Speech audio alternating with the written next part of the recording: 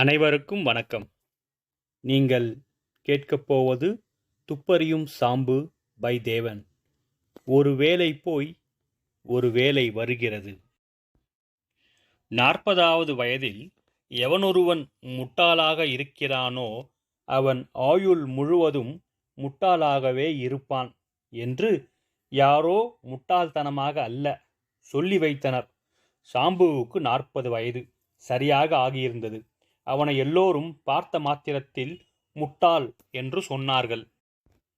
வழக்கமாக அவன் office manager மகர பூஷண ராவ் சாம்புவை கூப்பிடுவதென்றால் அந்த முட்டாளை வரச்சொல் என்றுதான் ஆபீஸ் பையனிடம் சொல்லுவார்.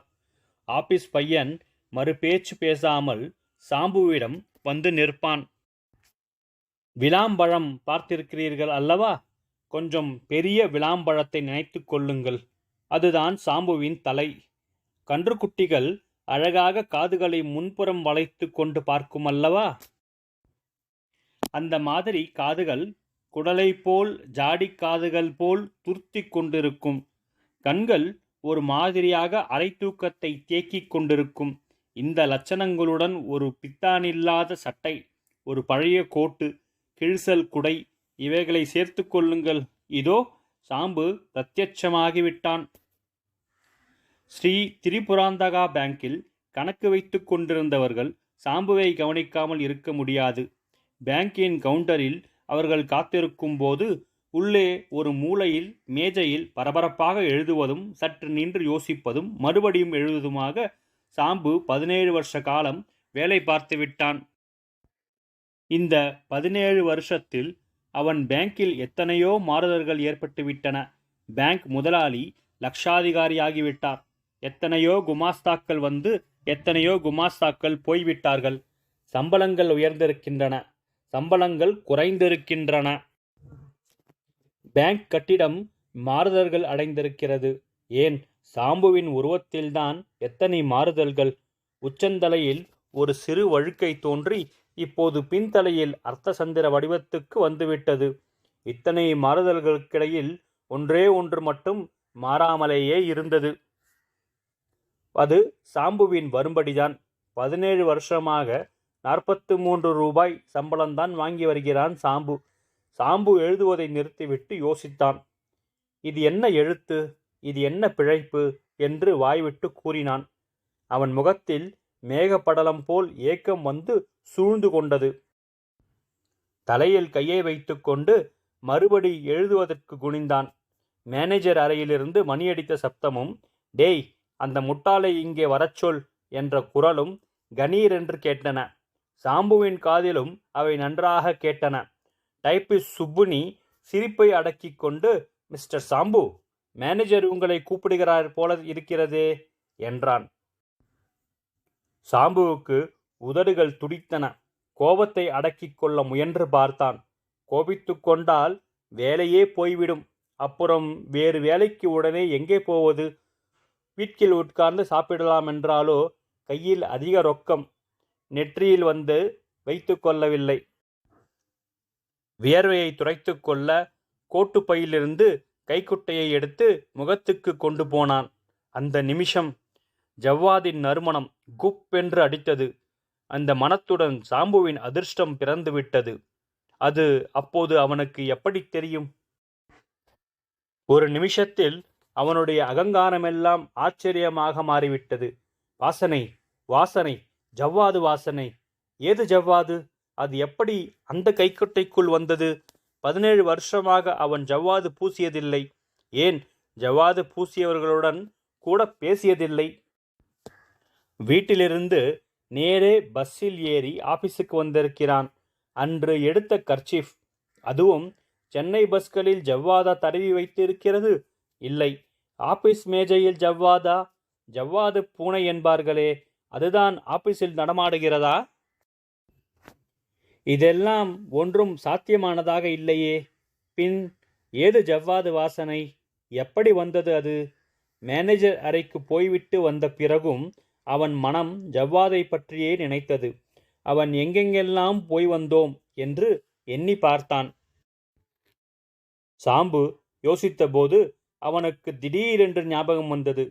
நடுவில் கீழே இறங்கி மோட்டார் காரேஜுக்கு போனதுதான் அந்த ஞாபகம். சாம்பு இடத்தை விட்டு எழுந்தான். என்றுமில்லாத பரபரப்புடன் வேகமாக மோட்டார் காரேஜுக்கு போனான். சாம்புவுக்கு பிறந்தது முதலே துப்பறிய வேண்டும், துப்பறிபவனாக போக வேண்டும் என்ற ஆசை அபரிமிதமாக உண்டு. அந்த ஆசைதான் அவனை இப்பொழுது மேலும் மேலும் இப்படி துப்பறிய தூண்டிற்று. கேரேஜில் இருந்த மோட்டாரின் பக்கத்தில் சென்று மோந்து பார்த்தான். ஆச்சரியம்! மோட்டார் கதவின் மீது வாசனை கமகமவென்று அடித்தது.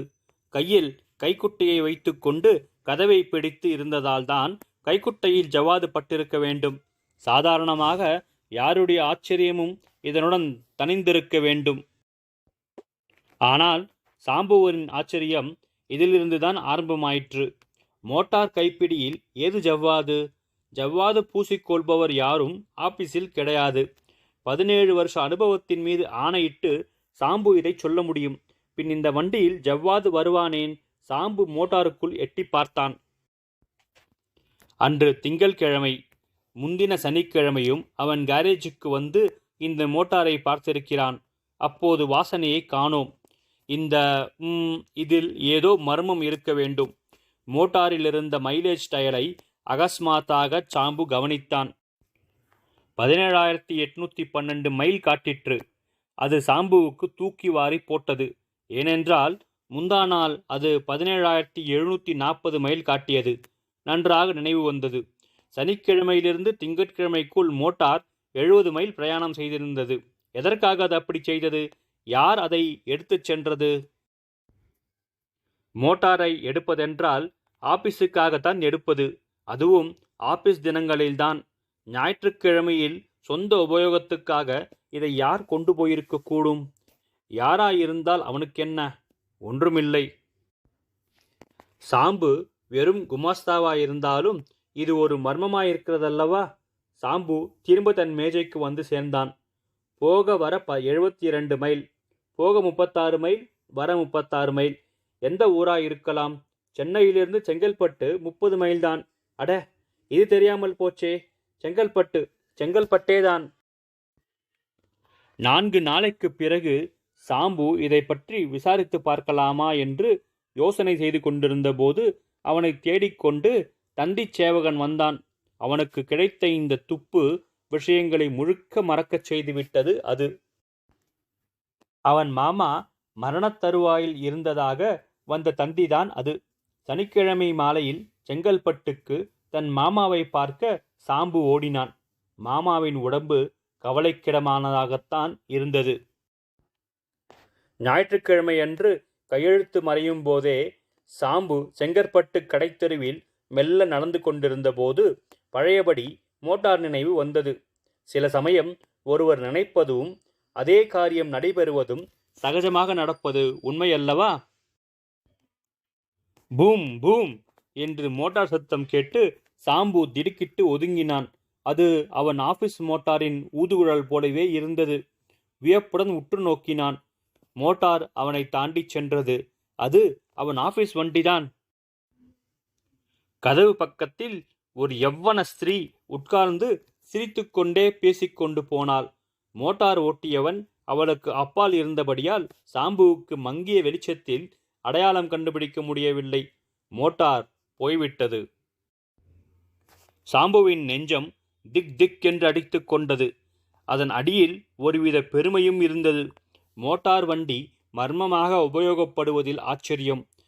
தான் தனது துப்பறியும் சக்தியால் மர்மத்தை கண்டுபிடிக்கும் தருவாயில் இருப்பதில் ஆனந்தம். ஆபீஸில் அத்தனை மடையன்களும் நம்மை முட்டாள் என்று சொல்கிறார்கள். மேனேஜர் மகரபூஷணம் நம்மை முட்டாள் என்றே கூப்பிடுகிறான்.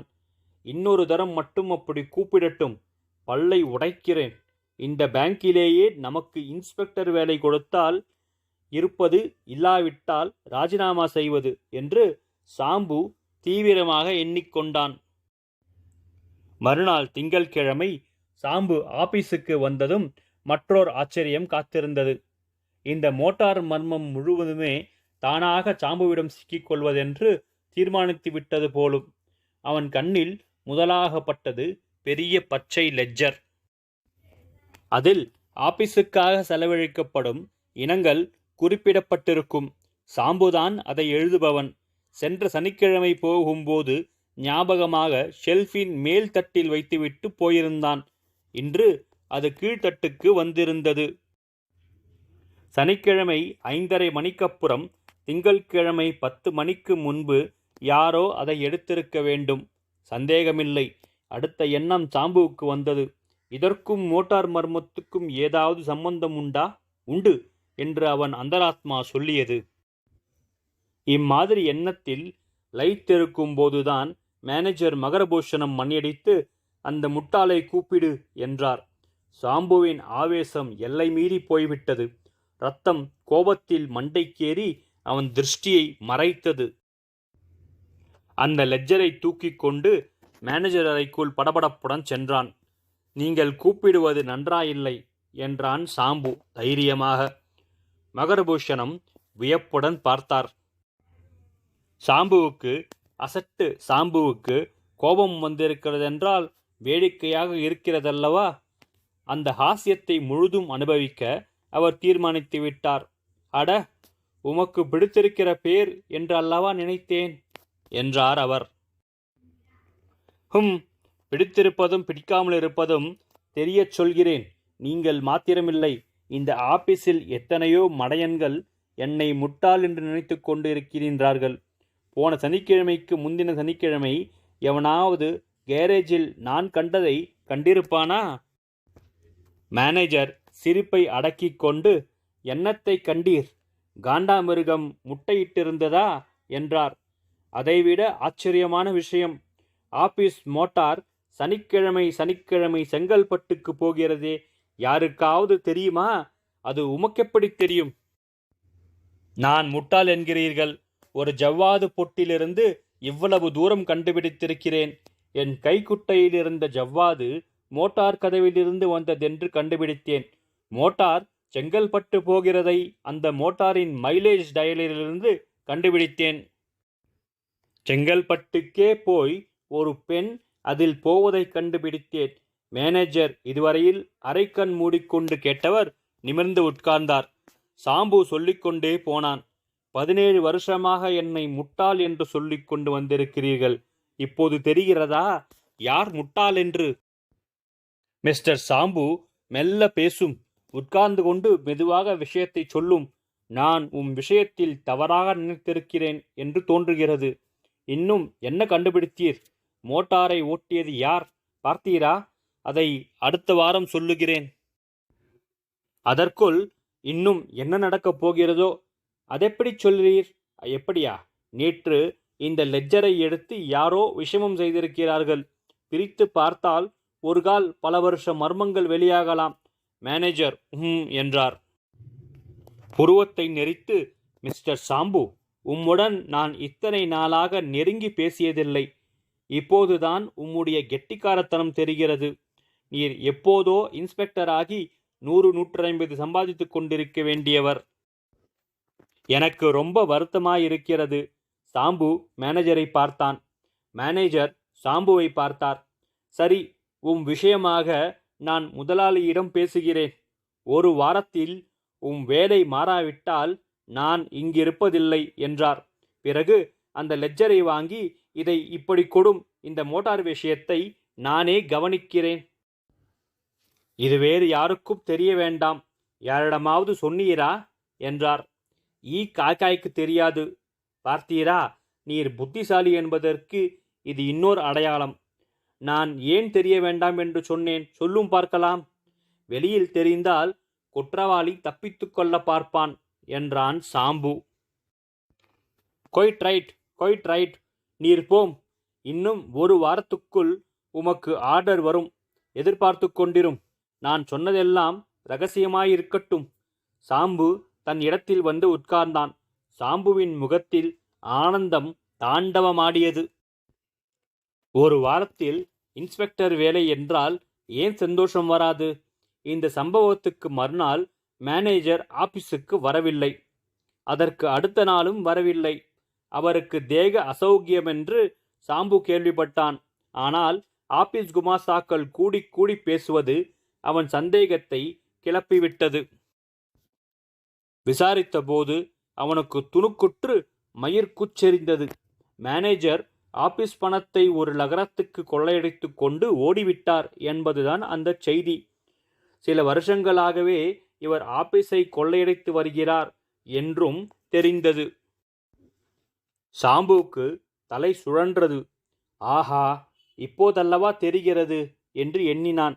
அவன் துப்பறியும் சாமர்த்தியம்தான் மேனேஜரை இந்த ஓட்டத்துக்கு கொண்டு வந்து விட்டிருக்கிறது. தன்னை பேச்சால் ஏமாற்றிவிட்டு ஓடியிருக்கிறார் என்பது சாம்புவுக்கு புரிய வெகுநேரம் பிடிக்கவில்லை. விரைந்து சென்று மற்ற குமாஸ்தாக்களிடம், மேனேஜர் ஓடினாரே, யார் ஓட வைத்தது தெரியுமா என்று கேட்டான் பரபரப்புடன். ஆபீஸ் பணம்தான் ஓட வைத்திருக்கிறது என்றார்கள் அவர்கள். இல்லவே இல்லை, அவரை ஓட வைத்தவன் உங்களுக்கு முன்னால் நிற்கிறான். எனக்கும் என் துப்பறியும் சக்திக்கும் பயந்து கொண்டுதான் ஓடிவிட்டார். அத்தனை பேரும் சிரித்தார்கள். உமக்கு அந்த மேனேஜர் முட்டாள் என்று பொருத்தமாகத்தான் பெயர் வைத்தார் என்றார்கள். அப்படித்தான் தோன்றும். இந்த ஆபீஸில் என்னை தவிர அத்தனை பேர்களும் தான் முட்டாள்கள். உங்களில் யாருக்காவது ஜவ்வாது வாசனை தெரியுமா? தெரிந்திருந்தாலும் அதை மோட்டார் வரையில் மோப்பம் பிடித்திருப்பீர்களா? மோட்டாரை செங்கல்பட்டு வரைக்கும் தொடர்ந்து போயிருப்பீர்களா? ஆபீஸ் லெட்ஜருக்கும் மோட்டாருக்கும் சம்பந்தம் இருக்கிறதென்று யாருக்காவது மூளையில் பட்டிருக்குமா? இத்தனையும் நான் ஒருவன்தான் தெரிந்து கொண்டேன். யாரையா முட்டாள் என்று சவால் விடுத்தான். ஆனால் இவன் சவாலை ஒருவரும் லட்சியம் செய்யாமல் வேறு திசையை பிரமையுடன் நோக்கிக் கொண்டிருந்தார்கள்.